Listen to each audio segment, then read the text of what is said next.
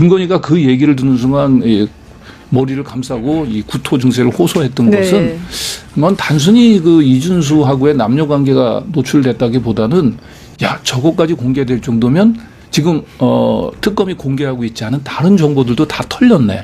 큰일 났네. 이걸 어떻게 막을까? 더군다나 보석 신문을 앞에 두고 있던 그렇죠. 상황이니까. 네.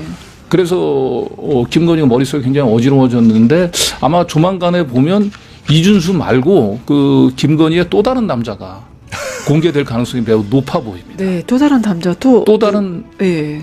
누구요? 아니 그러니까 특검 내부에서 나오는 지금 얘기가 취재 중인가요? 취재 중이신가요? 제가 뭐 취재 중이기도 하고 저 말고도 뭐 특검 취재하는 기자들이 지금 이준수 외에 또 다른 남자가 있고 네. 그 또 다른 남자가 뭐 단순히 그냥 김건희하고 뭐 그런 썸이 있었 뭐 이런 거 말고 주가 조작 문제와 관련해서 그렇죠. 하시는 건가요? 네. 또 다른 이제 범죄와 관련이 돼 있는 또 다른 남자들이 아마 추가로 더 공개될 가능성이 높다. 네. 요즘 김건희 관련 의혹이 또 하나 새롭게 터져나왔습니다. 이미 알려진 이준수 사건뿐 아니라 또 다른 남성이 등장했다는 의혹이 제기되고 있습니다. 그동안 김건희 여사와 이준수의 관계는 도이치모터스 사건, 그리고 의문의 도주 정황으로도 논란이 됐죠. 하지만 이번에는 그 이외의 제3의 남성이 존재한다는 주장이 새롭게 흘러나오고 있습니다. 이 남성은 단순한 지인 관계를 넘어 과거 줄리 시절부터 교류가 있었던 것으로 추정된다는 이야기도 돌고 있습니다. 확정된 사실은 아니지만 여러 증언과 정황이 묘하게 맞아떨어진다는 겁니다. 게다가 이준수가 경찰이 들이닥치기도 전에 도망친 점, 그리고 김건희 측이 이에 대해 일절 해명을 피하고 있는 점이 더 큰 의혹을 불러일으키고 있습니다. 도대체 이들은 어떻게 경찰의 움직임을 미리 알았던 걸까요? 단순한 우연일까요? 아니면 누군가의 내부 정보가 흘러간 걸까요? 이 모든 정황이 맞물리면서 지금 정치권 안팎에서는 김건희 주변 인물 관계도 전체를 재조사해야 한다는 목소리도 커지고 있습니다. 국민은 진실을 알고 싶습니다. 숨기면 숨길수록 더 큰 의혹이 커질 뿐입니다. 구독과 좋아요를 한 번씩 부탁드립니다. 새로운 남자 이슈 또 터졌습니다. 네. 도대체 몇 명인지 뭐 예전에 서울에서의 이명수 기자님과 통화할 때도 내가 맘만 먹으면 모든 남자가 다 넘어온다는 식으로 했는데 진짜 그런 것 같긴 해요. 좀 어떻게 보셨어요? 네, 지금 이제 공개되어 있는 이준수는 저는 오래전부터 추적했기 때문에 크게 놀랍지는 않았고. 네. 근데 제가 이미 그러면 둘이 어떤 사이예요? 저는 이제 예전에 취재할 때는 뭐 두 사람이 그렇게 개인적 친분 관계가 있는 것까지는 몰랐고, 다만 이 주가 조작과 관련해서 거의 김건희의 스승과 같은 존재로 이준수가 그리고 아까 주가 작전의 입문 단계에서 김건희를 학습을 시켰던 그리고 주식 중독에 물들게 했었던 그래서 주가 조작에 참 중독되게 했던 그런 사람으로는 알고 있었는데 이번에 보니까 그 개인적으로도 굉장히 아주 특수한 각별한 관계에 있었더만요. 당시에는 그러니까 주가 조작에 이제 빠지게 했던 사람으로만 알고 계셨지 개인적인 관계인 건 모르셨다는 거네요. 그건 그렇게까지 깊숙한 관계인지는 몰랐습니다. 그러셨구나. 네, 어떻게 보셨어요, 김건희? 말씀하신 것처럼 이 문제 뭐 남녀 문제 같은 게 가십거리로 재밌긴 할 것 같긴 합니다만 그 문제는 제가 볼 때는 이 사건의 본체에서 나오는 부산물 중에 하나일 가능성이 높고요. 일단 300여 개의 문자 내용을 저희가 알 수가 없으니까 이제 그게 두 가지를 암시하겠죠. 하나가 주가 조작과 관련된 명확한 증거가 거기에 있거나 두 번째는 그 공중파에서 쓰기 어려운 용어인데 뭐 밀접한 관계 이런 거니까 이제 이 사건과 다른 별도의 사적인 관계를 암시하는 문자가 있는가 없는가 이 두 가지가 핵심적으로 이 문자의 내용일 것 같고 두 번째로는 왜 이런 중요한 인물이 지금까지 수사 대상에 올라오지 않았지? 그것도 되게 신기하겠네요. 그죠? 이건 은폐 축소인데 그럼 은폐 축소를 누가 했나? 검찰이 했을 거 아닙니까? 그렇죠. 그렇다면 검찰 은폐 축소라고 하는 부분들이 가장 핵심적인 부분이다. 그래서 도이치모터스 사건이야 뭐 많은 국민들이 아는 거고 과거부터 알아왔었고 대부분 유죄로 인정하는 건데 그 이후에 왜 검찰은 이준수라는 인물을 갖다가 은폐했을까라고 하는 부분이 저는 이 사건의 중요한 두 축 중에 하나가 아닐까 생각이 들고요. 그다음에 왜 민중기 특검은 이걸 하려고 했을까라고 하는 게 또 다른 쟁점이 아닐까 세 가지 정도라고 생각이 들어요. 네, 결국에는 2022년에 사실 더 탐사에서 이 이준수 문제를 맨 처음에 이제 시작을 하셨잖아요. 그렇습니다. 그러니까 맨 처음에 시작하게 된 계기도 사람들 궁금해하실 것 같고, 그때 이준수 이 사람 도대체 누구인가 궁금해하실 것 같아요. 네. 그러니까 아까 말씀드렸듯이 이제 이준수는 이 주식 가지고 장난을 치는 그 선수들 사이에서는 나름대로 유명했던 사람이에요. 그리고 네. 2000년대 그 초반에 2003년도에 그 뭐 대우증권을 비롯해 가지고 그 투자 그 모의 투자 대회에서 거의 뭐 3관왕을 했었던 사람이기 때문에 모의 투자 대회에서 3관왕이요. 예. 그러니까 이제 몇 개 증권사에서 했었던 그 이 투자 대회를 뭐 본인이 진짜 실력이 그랬는지 그것도 로비를 했는지는 모르겠습니다만은 어쨌든 2003년도에 투자 대회에서 우승을 하면서 네. 세강자라고 하는 이름으로 굉장히 주식 시장에서는 거의 많이 이름이 알려져 있던. 그러면 새 사람이었죠. 강자라는 게 내가 주식 시장의 새로운 강자다 그 뜻으로 봐야 될까요? 네, 뭐 그렇게 볼 수도 있을 것 같고 뭐 그 닉네임을 왜 그렇게 정했는지는 저는 알 수는 없습니다만. 책 제목이 그런 거 아닙니까? 네? 책 제목이 그런 거. 책 제목이 그랬나? 예.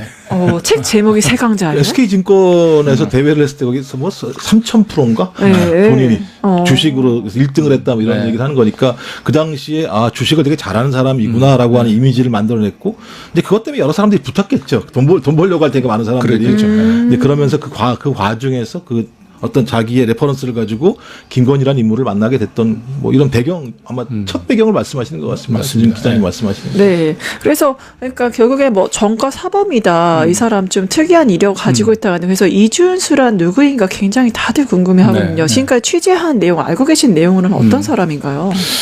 아까 얘기했던 대로 대외적으로는 그렇게 주식 투자 대회에서 우승도 하고 애널리스트로 이제 활동을 했었던 사람인데 지금 보면 이준수 같은 경우는 진짜로 주식에 대한 애널리스트로서의 능력보다는 자신이 찍은 주식을 그 부정한 방법으로 주가를 부양을 시키고 그래서 그걸로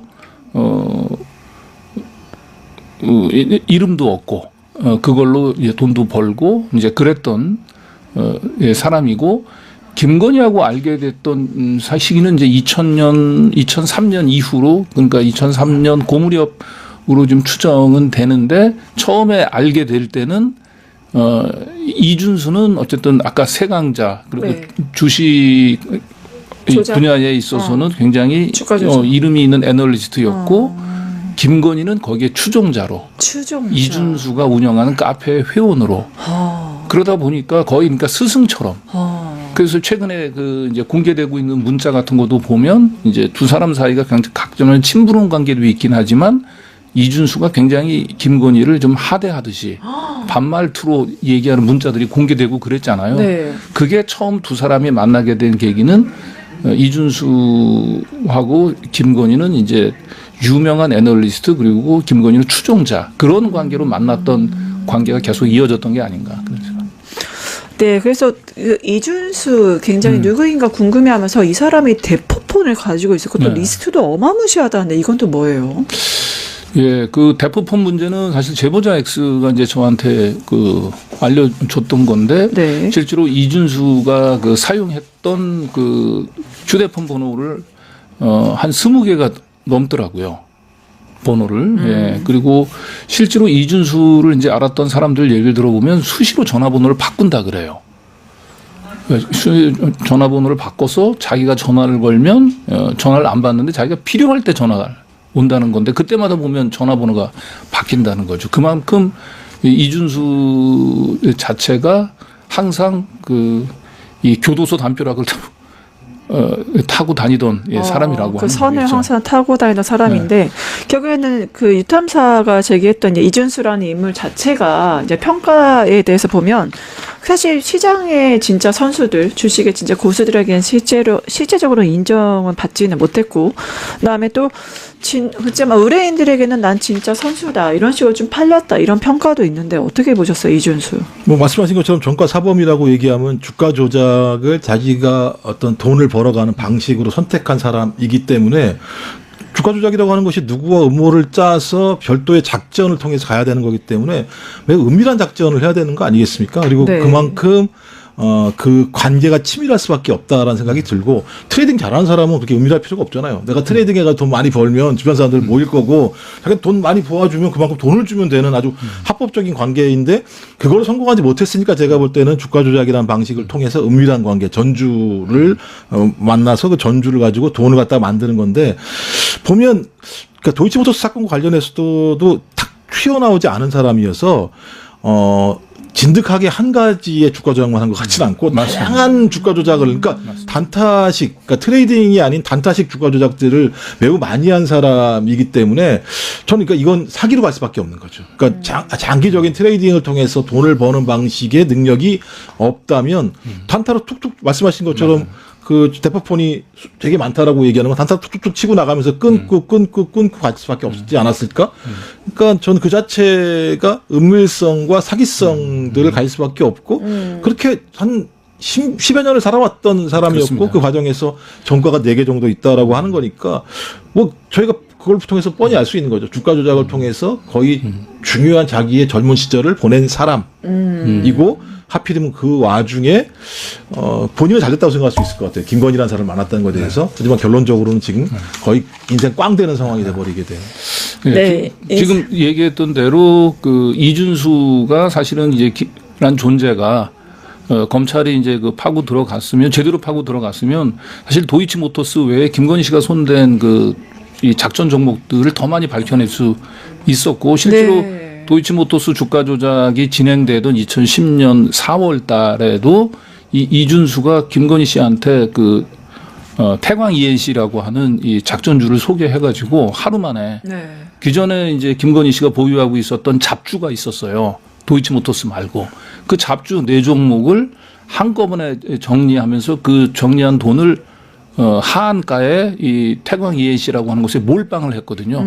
그리고 몰빵을 하고 난 뒤에 바로 하루 만에 그 다음 날 팔아가지고 하루 만에 한 1,700만 원 정도를 벌었거든요. 액수가 그렇게 크지는 않지만 그 이준수 입장에서는 김건희한테 확실한 신뢰를 심어준 거죠.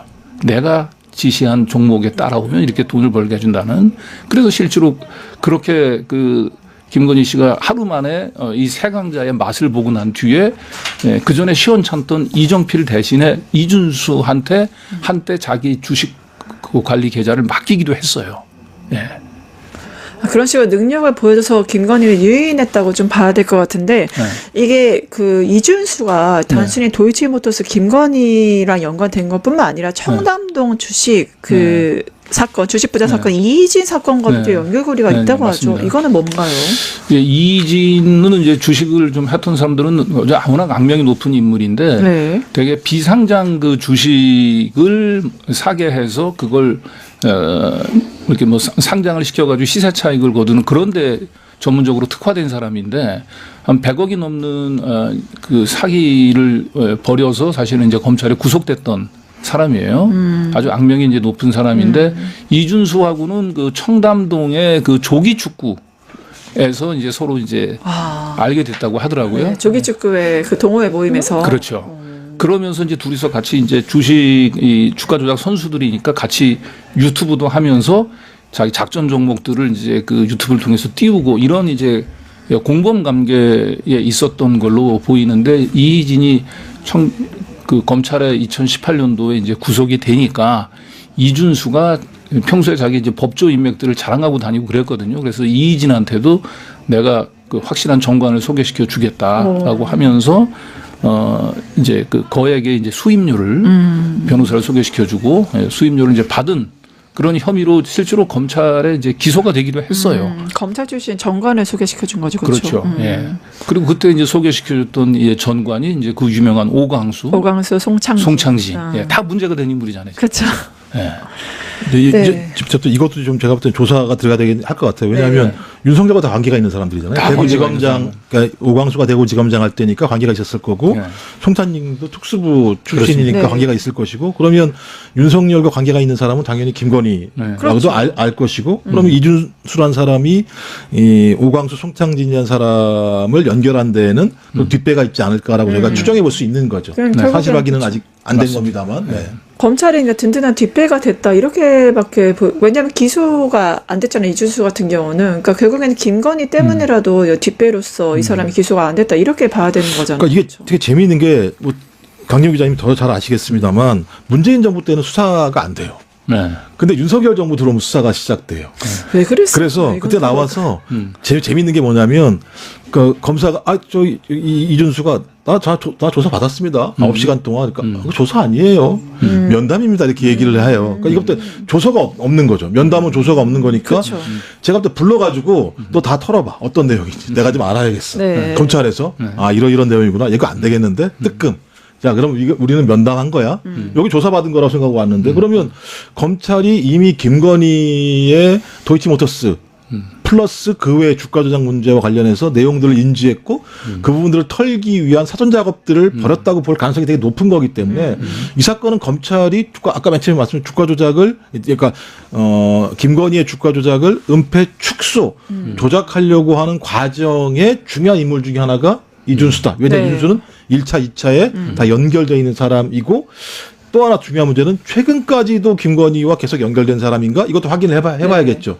그럼 제가 볼 때는 대단히 중요한 인물군 중에 하나고 검찰이 다 싹 봐줬던 인물인데 이제 특검에 의해서 수사가 진행되는 거기 때문에 이 사건의 본체는 검찰의 김건희 은폐 축소 수사에 대한 칼끝을 특검이 겨눈 것이 아닌가라고 저희가 또 다르게 해석할 수도 있는 측면이 있는 거죠. 그렇게 인지해서 지금 이제 그 특검에서 조사 진행하고 있다라고 보이는데 특히 강진구 기자님 바로 이준수가 소개해준 오광수 변호사랑 네. 통화를 했다고 하죠. 관련 녹취 들어보도록 하겠습니다.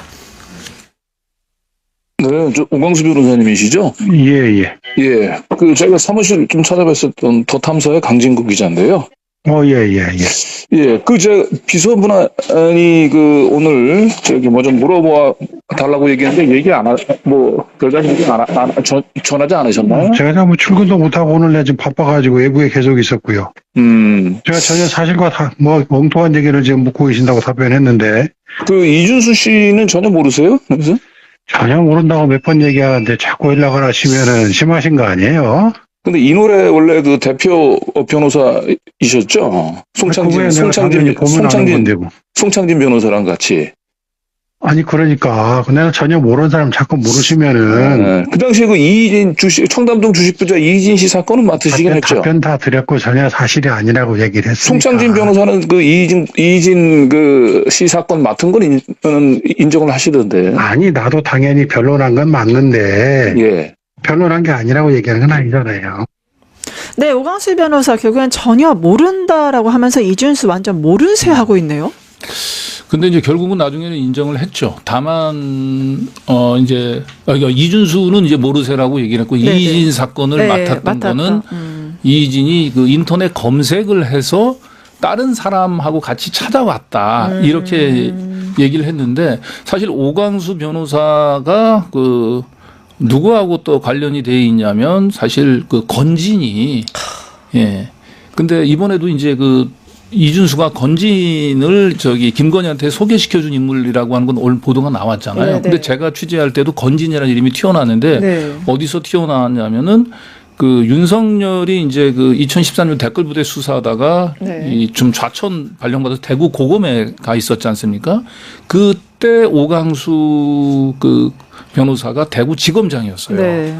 한 사람 대구 지검장, 대구 고검 검사로 있었는데 건진이 그 당시에 포스텍 수사와 관련해서 민원을 한다고 대구지검으로 내려갔다가 오광수도 보고 대구 고검에 있는 윤석열도 봤다라고 하는 얘기가 있었어요. 그래서 네. 오광수, 건진, 윤석열, 이준수 다 저는 엮여져 있다라고 하는 얘기를 그때 좀 알았는데 이번에도 이준수가 그 건진을 김건희한테 소개시켜줬다는 얘기를 보고 내가 생각했던 것보다 오광수라고 하는 사람이 윤석열 그 사단하고 굉장히 깊숙이 연결이 돼 있고 그러니까 이준수가 정확하게 저게 2018년도 사건이잖아요. 윤석열이 서울중앙지검장으로 이제 있을 때 그래서 지금 누구한테 이걸 소개시켜주면 정확하게 도움이 되는지를 알고 있었던 거죠. 예.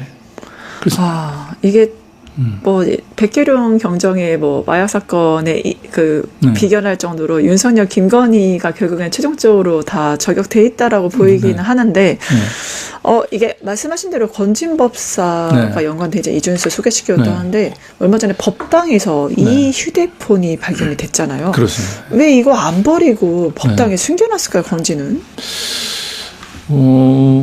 어쨌든 휴대폰에 자신들이 또 참고할 만한 자료들이 많이 있었겠죠. 그걸 폐기하는 것보다는. 예. 그러니까 그런데 이제 뭐 건진 법당은 나름대로 이 특검 수사가 시작되기 전까지는 가장 믿을 만한 그들 사이에서는 안가했을 수도 있다고 보여지고요. 예. 근데 이번에 보니까 2013년 이전에도 주고받았던 문자들이 나오더라고요.